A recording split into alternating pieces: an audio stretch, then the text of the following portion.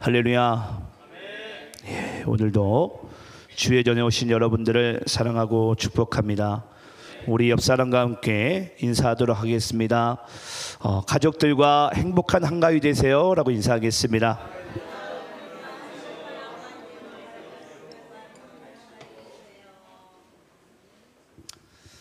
예, 오늘 우리 한가위 추석이라는 대명절을 앞두고 이렇게 함께 모여주신 우리 사랑하는 성도님들, 또 함께 하신 모든 분들께 감사의 말씀 드립니다.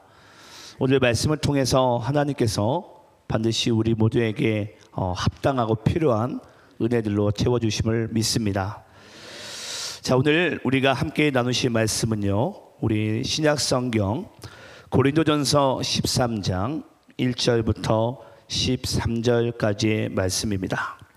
고린도전서 13장 1절부터 13절까지의 말씀. 오늘 말씀의 주제는 그 중에 제일은 사랑이라. 우리 오늘 먼저 오늘 본문 말씀을 저와 여러분이 함께 교독하시면서 읽도록 하겠습니다. 제가 본문 1절을 읽겠습니다. 내가 사람의 방언과 천사의 말을 할지라도 사랑이 없으면 소리나는 구리와 울리는 꽹과리가 되고, 내가 예언하는 능력이 있어 모든 비밀과 모든 지식을 알고 또 산을 옮길 만한 모든 믿음이 있을지라도 사랑이 없으면 내가 아무것도 아니오. 내가 내게 있는 모든 것으로 구제하고 또 내 몸을 불사르게 내줄지라도 사랑이 없으면 내게 아무 유익이 없느니라. 사랑은 오래 참고 사랑은 온유하며 시기하지 아니하며 사랑은 자랑하지 아니하며 교만하지 아니하며 무례히 행하지 아니하며 자기의 유익을 구하지 아니하며 성내지 아니하며 악한 것을 생각하지 아니하며 불의를 기뻐하지 아니하며 진리와 함께 기뻐하고 모든 것을 참으며 모든 것을 믿으며 모든 것을 바라며 모든 것을 견디느니라. 사랑은 언제까지나 떨어지지 아니하되 예언도 패하고 방언도 그치고 지식도 패하리라. 우리는 부분적으로 알고 부분적으로 예언하니 온전한 것이 올 때에는 부분적으로 하던 것이 패하리라. 내가 어렸을 때에는 말하는 것이 어린아이와 같고 깨닫는 것이 어린아이와 같고 생각하는 것이 어린아이와 같다가 장성한 사람이 되어서는 어린아이의 일을 버렸노라. 우리가 지금은 거울로 보는 것 같이 희미하나 그때에는 얼굴과 얼굴을 대하여 볼 것이요 지금은 내가 부분적으로 아나 그때에는 주께서 나를 아신 것 같이 내가 온전히 알리라. 13절 함께 합독합니다. 시작. 그런즉 믿음, 소망, 사랑 이 세 가지는 항상 있을 것인데 그 중에 제일은 사랑이라. 아멘. 할렐루야. 이렇게 함께 모여주신 여러분들께 감사드리고요. 오늘 그 중에 제일은 사랑이라 라는 말씀의 주제로서 우리 모두 은혜 받는 시간 되기를 간절히 소망합니다. 제가 2년 전인가 3년 전에 한번 이 예화를 말씀드린 것 같아요. 여러분 혹시 갑돌이와 갑순이 노래 아시죠? 예, 갑돌이와 갑순이. 예, 혹시 모르시나요? 아마 20대 이하는 조금 모를 수가 있어요. 이제 알면 이제 내가 나이가 좀 들었구나라고 생각하시면 됩니다. 여러분, 갑돌이와 갑순이는 뭘 했죠? 예, 사랑을 했죠. 예, 둘이 너무 사랑했던 것 같아요. 사랑을 했는데 뭔가 둘이는 한 마을에 살았고요. 또 둘이 서로 사랑을 했는데 그러나 둘이는요, 이 세 가지를 통해서 그들이 서로의 사랑을 확인받지 못했다고 합니다. 첫 번째는 뭐냐면요, 모른 척 했더래요. 예, 모른 척 했더래요. 서로 사랑하는 마음은 가지고 있는데 첫 번째 사랑을 확인받지 못했던 이유가 서로 모른 척 했더래요. 두 번째 이유는 뭐냐면요, 안 그런 척 했더래요. 예, 안 그런 척 했더래요. 서로 사랑하는 마음이 있는 건 알겠어요. 근데 안 그런 척 했더래요. 그리고 마지막 세 번째는요, 고까지껏 했더래요. 고까지껏 했더래요. 여러분 오늘 우리가 나눈 이 말씀의 주제가 그 중에 제일은 사랑이에요. 사랑. 여러분들에게 사랑이 있습니까? 아니면 옆 사람 한번 쳐다보시겠어요? 사랑하십니까? 예, 정말 사랑하십니까? 예. 우리가 사랑하면 이 세 가지를 항상 여러분들이 조심하셔야 돼요. 그게 뭐냐면 모른 척 하시면 안 되고요. 안 그런 척 하지 마시고요. 또 고까지 것이라고 여러분 가볍게 여기지 마시기 바랍니다. 이 세 가지가 오히려 우리의 진솔된 마음을 상대방에게 또 하나님께 우리가 그것을 표현할 줄 알아야 되는데 그 표현을 하지 못함으로 인해서 서로의 사랑을 확인받지를 못하는 거예요. 저는 이번 명절을 맞이해서 여러분들께 정말 축복을 드리며 말씀드리고 싶습니다. 가족들과 또 친지들을 만나시게 되면 전 여러분들이 꼭 사랑을 표현할 수 있는 여러분들이 되시기를 간절히 축원합니다. 오늘 우리가 읽은 이 고린도전서 13장 말씀은요, 총 3개로 이것이 단락이 나뉘어져 있습니다. 1절부터 3절까지는요 사랑의 서론인데요, 사랑이 없으면이라는 부분 가운데 말씀이 등장하고요, 그리고 4절부터 7절까지는 사랑의 본론인데요, 사랑이 무엇이냐에 대한 부분이 나옵니다. 그리고 8절부터 13절까지는 사랑의 결론인데요, 그 중에 제일은 사랑이다라는 부분으로 이 말씀이 마무리되게 됩니다. 그래서 저는 오늘 여러분들과 함께 이 세 가지 소주제를 가지고 함께 말씀을 좀 나누길 원하는데요, 첫 번째는 1절부터 3절까지 사랑의 서론입니다. 사랑이 없으면, 자 그러면 사랑이 없으면 어떻게 되는지에 대해서 우리가 한번 말씀을 첫 번째로 나누도록 하겠습니다. 자, 우리 한번 1절 말씀을 한번 여러분들이 다시 한번 읽어볼까요? 자, 본문 1절입니다. 함께 있습니다. 시작. 내가 사람의 방언과 천사의 말을 할지라도 사랑이 없으면 소리나는 구리와 울리는 꽹과리가 되고. 자, 내가 사람의 방언과 천사의 말을 할지라도 사랑이 없으면 소리나는 구리와 울리는 꽹과리가 된대요. 여기서 여러분 소리나는 구리와 울리는 꽹과리가 말하고 싶은 부분이 뭐죠? 바로 소음이죠. 소음.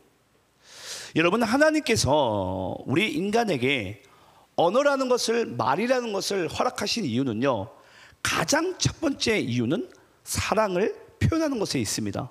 네. 그것이 바로 우리가 하나님께 이 언어로서, 말로서 하나님을 가장 먼저 찬양하는 것이죠.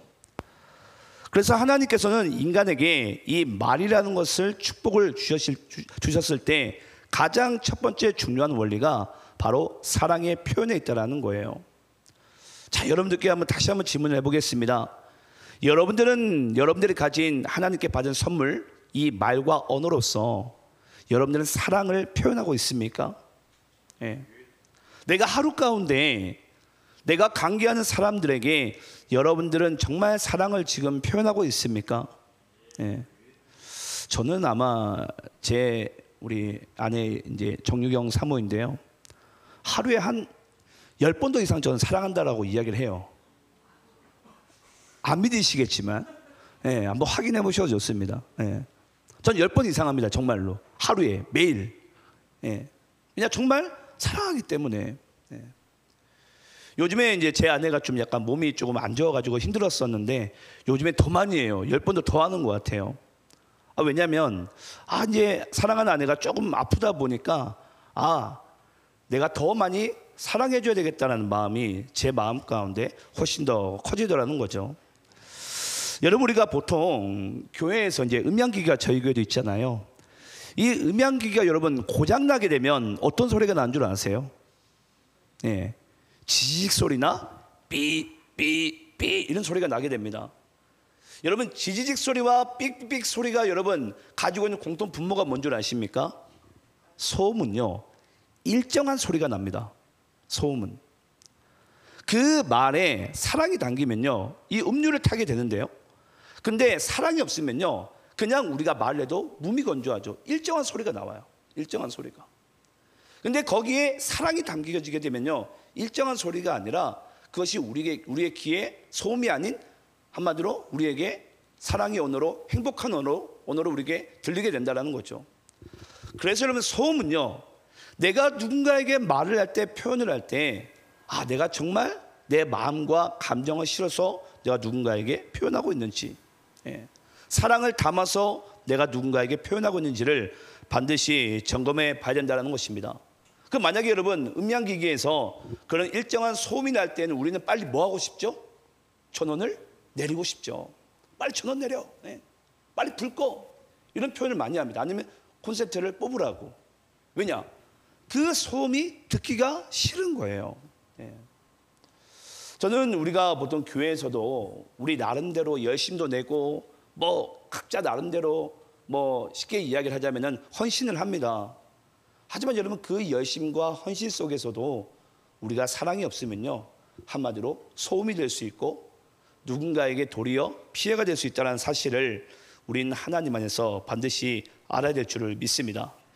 또 2절 말씀은 제가 읽어보겠는데요, 내가 예언하는 능력이 있어 모든 비밀과 모든 지식을 알고 또 산을 옮길 만한 모든 믿음이 있을지라도 사랑이 없으면 내가 아무것도 아니요. 여러분, 여기에 보니까 모든 비밀과 모든 지식이 나옵니다. 성 어거스틴이 이런 이야기를 했다고 합니다. 사랑 없는 지식은 교활한 사기꾼을 만들 뿐이다. 여러분, 목사도 그렇습니다. 목사는 하나님께서 하나님의 진리의 말씀을, 하늘의 언어를 쉽게 얘기하면 선언하라고, 선포하라고 세워주신 직분인 줄 믿습니다. 근데 제 속에도 만약에 사랑이 없다면 목사도 얼마든지 교활한 사기꾼이 될 수도 있어요. 아니면 또는 사꾼이 될 수도 있겠죠. 그만큼 여러분, 우리에게 모든 지식이라는 것은, 모든 비밀이라는 것은 우리에게 정말 유익하고 필요한 부분이겠지만 그것마저도 사랑이 없으면 아무것도 아니라는 것을 우리에게 말하고 있습니다. 또 여기 보시게 되면요, 산을 옮길 만한 모든 믿음이 있을지라도, 이건 여러분 뭘 얘기하냐면 어떤 어려움도 극복할 수 있는 적극적인 태도와 의지가 있을지라도 그것마저도 여러분 뭐라고요? 사랑이 없으면 아무것도 아니다는 거예요. 여기 있는 분들 중에 아마 내 몸을 불사르고 내가 어떤 어려움과 힘듦을 극복하려고 하는 그런 의지가 강하신 분들도 계실 거예요. 하지만 여러분, 그런 의지조차도 그 속에 사랑이 없으면요, 아무것도 아닙니다. 저희 도시안의 교회도 이제 개척하고 6년이 넘어가면서 정말 각자 나름 헌신과 또는 자기의 삶과 물질을 다, 시간을 다 이렇게 드리면서까지 헌신하는 분들이 계세요. 하지만 여러분, 그것조차도 사랑이 없으면요, 아무것도 아니라는 거예요. 아무런 유익이 없다라는 것을 하나님께서 우리에게 말씀하고 있습니다. 또 3절 말씀 제가 또 연거푸 읽어보겠습니다. 내가 내게 있는 모든 것으로 구제하고 또 내 몸을 불사르게 내줄지라도 사랑이 없으면 내게 아무 유익이 없느니라. 여러분, 모든 종교적인 열심과 자기 어떤 그 종교에 대한 또는 신앙에 대한 만족감이 내게 있을지라도 그 속에 사랑이 없다면 한마디로 아무것도 아니라는 것을 우리에게 말씀하고 있습니다.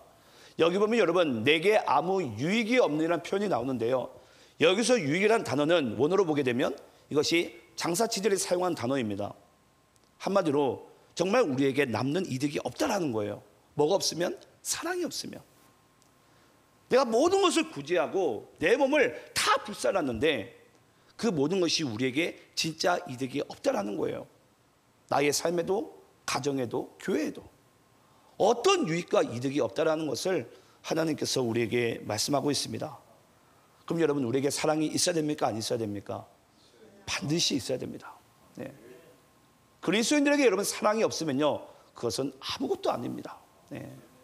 우리 한번 옆 사람과 다시 한번 인사해 볼까요? 예수님의 이름으로 사랑하고 축복합니다 라고 인사하겠습니다.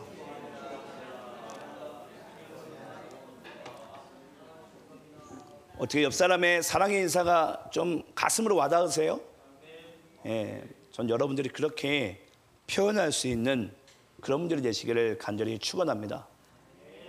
자, 그리고 두 번째인데요, 두 번째는 4절부터 7절까지, 그러면 도대체 사랑이 무엇이냐라는 거예요. 사랑이 무엇이냐. 제가 이름은 말하지 않겠는데요. 혹시 궁금하시면 저 따로 찾아와서 물어봐도 됩니다. 미국의 모 명문 대학교에서 한 교수님이 학생들에게 레포트를 냈습니다. 그게 뭐냐면요. 지금 현재 당신이 사랑하는 것이 무엇인지, 그리고 그 사랑하는 것이 무엇인지에 대해서 내가 무엇을 행하고 있는지에 대해서 레포트를 작성해 와라, 이렇게 한 교수님이 학생들에게 레포트를 냈다고 합니다. 여러분, 학생들 반응이 어떻게 나온 줄 아세요? 학생들이요, 하나같이 교수님에게 이 질문을 했다고 합니다. 교수님, 도대체 사랑이 뭔가요? 여러분들에게 상당히 확실히 풍부한 그런 미국의 모 명문대 학생들의 질문 같지 않은 수준 낮은 질문 같지 않아요? 제가 한번 여러분들에게 질문을 해볼까요? 여러분, 사랑이 뭐죠? 누군가에게 여러분들에게 만약에 사랑이 뭡니까? 라고 만약에 질문을 한다면 여러분들은 거기에서 유쾌한, 아니면 확신에 찬 그런 대답을 여러분들 혹시 할 수 있습니까? 한번 다시 질문해 볼까요? 여러분, 사랑이 뭡니까? 전 여러분들에게 오늘 이 질문에 대한 아주 짧고 명료한 해답을 말씀드리겠습니다. 한번 따라해 볼까요? 사랑은 곧 하나님입니다. 여러분, 사랑은요, 하나님이에요. 사랑이 하나님이에요. 사랑이. 여기 보시게 되면 아마 헬라어 이제 원어로 제가 이제 말씀을 제가 새겨 놓았어요. 이게 새겨 놓은 말씀이 뭐냐면요, 세우스 아가페 에스틴이라는 단어예요. 세우스는 하나님이라는 뜻이고요. 이 아가페라는 사랑입니다. 이 에스틴이라는 것은 뭐뭐시다. 하나님은 사랑이시다. 제가 여기에 이제 이 강대상을 처음 제가 주문 제작할 때 거기 회사에다가 제가 이제 그렇게 꼭 간곡히 부탁을 했어요. 처음에 안 된다고 손사래를 치는 거예요. 기록할 수 없다고, 새겨 넣을 수가 없다고. 여기 보면 좀 나무가 하나 겹으로 더 떼어져 있어요. 할 수 없다고 해가지고 제가 이제 부탁을 막 너무 강하게 하니까 해드릴게요. 하지만 뭘 하나 더 떼야 될 것 같습니다라고 말씀하시더라고요. 그래서 제가 이제 새겨 넣은 게 바로 그거예요. 하나님은 사랑이시다. 사랑이 무엇이냐라고 여러분들에게 물으신다면 우리 그리스도인들에게 정말 할 수 있는 대답은요, 사랑은 하나님입니다라는 거예요. 사랑은 하나님이시다. 여러분, 이 세상에 하나님 이외의 것을 사랑하는 그 모든 것은 다 죄입니다. 하지만 하나님의 사랑으로부터 말미암아 사랑하게 되는 것이 바로 진정한 사랑이에요. 왜냐? 그 사랑의 본체가 바로 하나님이시기 때문입니다. 그러니까 저는 제가 여기 새겨놓은 가장 근본적인 이유가 뭐냐면요, 혹시라도 제가 설교를 하다 보면 아마 여기 있는 분들 중에 이 말씀이 우리가 강하게 꽂힐 때가 있잖아요. 때론 말씀이 나를 꼭 송곳으로 찌르는 것 같아요. 왜 이렇게 아픈지. 그때도 제가 여러분들에게 잊지 말라고 말씀드리는 거예요. 하나님의 말씀은 사랑이라고. 하나님은 사랑이시라고. 하나님은 우리에게 심판하기 위해서 말씀 주지 않으시고요, 하나님은 우리를 시험하기 위해서 말씀 주지 않으세요. 하나님은 우리를 너무나도 사랑하신 줄 믿습니다. 사전 말씀 보시게 되면요, 이 사랑이 무엇이냐라는 부분 가운데 있어서 다양성이 이제 한마디로 나열되어져 있습니다. 사랑은 오래 참고, 사랑은 온유하며, 또 사랑은 시기하지 아니하며, 사랑은 자랑하지 아니하며, 사랑은 교만하지 아니하며. 여러분, 사랑은 오래 참은데요, 여러분, 사랑은요 한마디로 기다림이에요. 기다림. 내가 누군가를 사랑하려면요 반드시 뒤따라오는 것은 바로 기다림입니다. 기다림. 근데 막 기다리지 못하죠. 그냥 남자들은 당장 뭐 하고 싶죠? 빨리 손잡고 싶고 끌어안고 싶고. 그러면 이제 여자들은 괜히 거북스럽죠. 왜냐? 나는 아직 마음의 문이 안 열렸는데 행동부터 나오는 거예요. 그래서 사랑은 기다림이다. 그래서 사랑은 온유하다. 여기서 이 온유하다라는 이 원어로 이 프라우스라는 단어인데 한마디로 야생마가 훌륭한 조련사로 인해서 길들여진 상황입니다. 그러니까 에너지가 없는 게 아니고요. 우리는 보통 잠잠한 사람을 온유하다고 얘기하잖아요. 그렇지 않습니다. 하나님의 사랑이 충만하게 임하다 보니까 그 사람의 심령의 상태가 이렇게 잠잠해지는 거예요. 조련이 되는 거예요. 자, 그리고 사랑은 뭐 하지 않는다? 시기하지 아니한다. 그리고 사랑은 자랑하지 아니한다. 여러분, 우리가 왜 자랑할 수 없는 인생들이죠? 어떤 목사님이 그런 얘기를 하시더라고요. 모든 그리스도인들은 다 면목동 출신이라고. 예. 우리 여러분 면목 없는 죄인 아닙니까? 네. 하나님 앞에 정말 면목이 없어요. 오늘도 우리가 찬양을 쏘고 저도 여기 이제 서서 하나님의 말씀을 전하고 있지만요. 저도 매번 설 때마다 그래요. 하나님 어떻게 저 같은 존재가 하나님의 말씀을 감히 제가 전할 수 있는 이런 축복을 제가 얻게 되었냐고. 그러니까 저는 제가 저 자리에서 항상 이제 올라올 때마다 항상 고백하는 게 그거예요. 주님 먼저 가시죠. 따라와요. 주님 따라와요. 저는 함께 와요. 왜냐, 주님이 이곳 가운데 하나님의 은혜로 우리를 사용하지 않고 우리 인도하지 않으면 우리는 아무것도 아니거든요. 그래서 여러분, 그리스도인들은요 어느 인생이든지 하나님 앞에 자랑할 수가 없습니다. 네. 그래서 나의 자랑은 오직 그리스도께, 오직 그리스도께 있는 거예요.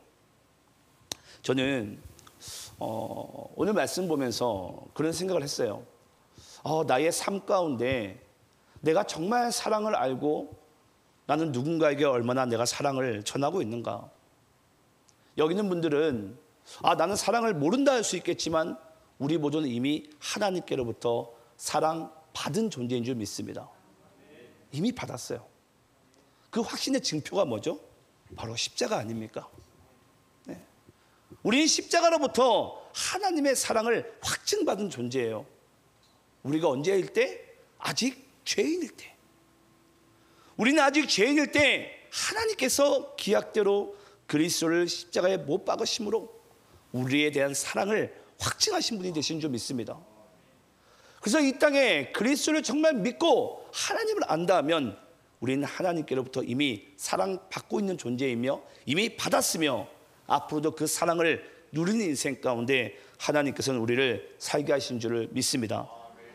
그런 인생은요, 5절 말씀 보시게 되면 무례히 행하지 아니하고요, 자기의 유익만 구하지 아니하고요, 성내지 아니하고 악한 것을 생각하지 않습니다. 여러분, 만약에 어떤 교회가 성숙한 교회인지 아니면 덜 성숙한 교회인지를 알 수 있는 가장 중요한 잣대가 뭔 줄 아십니까? 네. 어떤 교회가 있는데 저 교회는 너무 성숙한 교회야. 성장이 아니고요, 정말 성숙한 교회라는 것을 알 수 있는 가장 중요한 잣대가 여러분 뭐라고 생각을 하십니까? 여러분, 그것은요, 한 영혼을 어떻게 생각하는지를 보시게 되면 돼요. 그 교회가. 하나님께서는 한 영혼을 어떻게 여기시죠? 천하보다 귀하게 여기세요. 예. 근데 만약에 교회가 한 영혼을 어떻게 생각하고 우리가 그 영혼을 어떤 마음으로 대하느냐에 따라서 한마디로 우리의 진짜 신앙이, 우리의 진짜의 믿음이 하나님께로부터 확인받게 되는 줄을 믿습니다. 그래서 여러분, 사랑은요 무례히 행하지 않는 거예요. 어떠한 영혼이라도 자기 유익만 구하지 않고요, 성내지 않고 악한 것을 생각하지 않습니다. 이 모든 것은 우리의 그리스도인의 삶의 진짜 관계성 가운데 이러한 삶의 자세와 열매들이 나타내야 될 줄을 믿습니다. 여기 보면 여러분, 이 성낸다, 좀 약간 무례히 행한다, 좀 약간 성낸다는 의미와 화가 난다는 의미와 똑같지 않습니까? 여러분, 마귀가 인간을 가장 쉽게 공격하는 방법이 뭔 줄 아세요? 바로 화내게 만들어 버립니다. 여러분, 인간은요 화를 내게 되면요 그때부터 이성이 이제 잠시 사라져 버려요. 네. 그때부터 마귀가요 그냥 물밀듯이 군사대와 같이 우리 안에 그냥 몰려 들어옵니다. 뭐 하게끔? 계속 화내게끔. 그래서 여러분, 우리는 아까도 말씀드렸지만 이 온유라는 단어가 제가 뭐라 그랬죠? 훌륭한 조련사로부터 이 야생마가 조련되어져 있는 상황이에요. 화가 많고 에너지가 많지만 하나님의 그 사랑으로부터 충만하게 임하게 될 때 그 야생마가 온유해지고 온순해지는 그런 인생으로 살게 된 줄 믿습니다. 여러분 그 인생의 구약의 가장 대표적인 인물 중에 하나가 누구죠? 바로 모세죠. 모세. 성경 말씀 가운데 보면 온 지명 가운데 가장 온유한 자가 뭐라고 등장하죠? 모세라고 등장해요. 온 지면에 가장 온유한 자는 모세다. 근데 여러분 모세가 온유합니까? 아니죠. 그냥 혈기 가운데 칼을 잘 쓰고 자기 히브리 족속들이 그 애굽 사람들에게 뭐죠? 이 고난을 당하자 바로 그냥 살인 저지르지 않습니까? 그도 속에 에너지가 많고요. 화가 많아요. 하지만 하나님께서 그 모세를 광야에서 40년을 다루지 않습니까? 40년을 조련하시는 거예요. 뭐 하도록? 온유하게 살아가도록. 그래서 모세를요, 우리가 온 지명 가운데 가장 온유한 자가 모세다, 이런 말씀을 하게 되는 것입니다. 자, 그리고 6절 말씀 또 읽어보겠습니다. 불의를 기뻐하지 아니하며 진리와 함께 기뻐하고. 여러분, 여기서 불의라는 것은 하나님이 싫어하는 것을 말합니다. 여러분, 우리가 보통 사랑하는 대상에게 우리가 보통 이제 표현하는 행동이 보통 이와 같아요. 아, 내가 사랑하는 사람에게 뭘 잘해줄까는 우리는 고민을 많이 하잖아요. 근데 여러분, 우리가 사랑하는 사람에게 뭘 잘해줄까 보다 먼저 해야 될 것이 뭔 줄 아십니까? 싫어하는 것을 하지 않는 것입니다. 싫어하는 것을. 우리가 하나님을 사랑하는 가장 중요한 원리 중에 하나는요, 우리가 하나님께 뭘 잘해줄까 보다 하나님이 싫어하는 것을 안 해야 돼요. 그게 바로 여러분 뭐죠? 바로 죄죠. 죄. 그래서 하나님은 우리가 죄보다 또는 우리가 마귀와 세상보다 하나님을 더 사랑하기 원하세요. 하나님은 그걸 받기 원하시는데 우리는요, 하나님께 내가 뭘 잘해줄까? 그걸 고민하고 있는 거예요. 근데 하나님께서는 이미 우리가 죄로부터 멀어지고 내가 세상과 마귀보다 하나님을 더 사랑하게 될 때, 하나님이 싫어하는 것을 우리가 하지 않게 될 때 이미 그것만으로도 우리가 하나님께 드리는 사랑을 온전하게 드리게 된 줄을 믿습니다. 또 7절 말씀인데요, 모든 것을 참으며 모든 것을 믿으며 모든 것을 바라며 모든 것을 견디느니라. 여러분, 이 네 가지, 참으며 믿으며 바라며 견디느니라, 여러분 이 네 가지의 공통분모가 여러분 뭔 줄 아십니까? 한번 따라해 볼까요? 사랑은 오랜 시간이 걸린다. 여러분, 사랑은요 시간이 걸립니다. 내가 누군가를 사랑하려면요 시간이 걸립니다. 아, 이 정도쯤 되겠지? 아니요, 시간이 걸려요. 자녀가 부모의 사랑을 확인받고 부모의 사랑을 아는 그 순간도요 시간이 정말 오래도록 걸리더라고요. 저도 지금 나이가 지금 이제 40 중반 가운데 가고 있는데도 아직까지도 제가 하나님의 사랑을, 부모님의 사랑을 또는 교우들의 사랑을 내가 얼마나 내가 알고 있을까? 시간이 걸리더라고요. 시간이. 모든 관계 속에서 여러분, 이 사랑이라는 것은 시간을 속에서 우리는 기다림을 통해서 확인받게 되고 서로 알게 되는 줄을 믿습니다. 그래서 여러분들이 오늘 우리 두 번째 주제가 뭐였죠? 사랑이 무엇이냐? 사랑이 뭐라 그랬죠? 하나님이시다. 하나님은 언제나 우리를 기다려주시고 우리가 죄에 빠지더라도 또 우리를 여전히 사랑하시고 기다려주시는 그 사랑의 본체 되시는 하나님을 사랑할 수 있는 여러분들이 되시기를 간절히 축원합니다. 마지막 세 번째입니다. 우리 8절부터 13절인데요. 그 중에 제일은 사랑입니다. 우리 한번 8절 말씀을 여러분들 한번 읽어볼까요? 자, 8절 있습니다. 시작. 사랑은 언제까지나 떨어지지 아니하되 예언도 패하고 방언도 그치고 지식도 패하리라. 자, 여기 보니까 사랑이 등장하고 예언과 방언이 또 지식이 등장합니다. 여러분, 예언과 방언과 지식은요 뭐하지 않다? 패하리라라는 것은 여러분 영원하지 않다라는 것입니다. 예언과 방언과 지식은요 영원하지 않다. 하지만 영원한 것은 무엇이다? 바로 사랑이다라고 우리에게 이야기를 하고 있습니다. 제가 9절부터 12절까지 한번 쭉 읽어보겠습니다. 우리는 부분적으로 알고 부분적으로 예언하니 온전한 것이 올 때에는 부분적으로 하던 것이 패하리라. 내가 어렸을 때에는 말하는 것이 어린아이와 같고 깨닫는 것이 어린아이와 같고 생각하는 것이 어린아이와 같다가 장성한 사람이 되어서는 어린아이의 일을 버렸노라. 우리가 지금은 거울로 보는 것 같이 희미하나 그때에는 얼굴과 얼굴을 대하여 볼 것이요 지금은 내가 부분적으로 아나 그때에는 주께서 나를 아신 것 같이 내가 온전히 알리라. 자, 여러분, 결국은 예언도 방언도 그리고 지식도 다 패합니다. 왜냐? 그 모든 것이 그리스도를 알게 되면 다 패하게 돼요. 그래서 여러분, 믿음은 여러분 상대적 개념입니다. 믿음의 상대적 개념은 바로 보는 것이에요. 예. 오늘 우리 어디에 등장했죠? 바로 믿음은 보는 것 같다. 12절에 등장했죠. 그러면 우리가 이제 주님을 보게 되면 이 믿음이라는 것도 패해집니다. 예.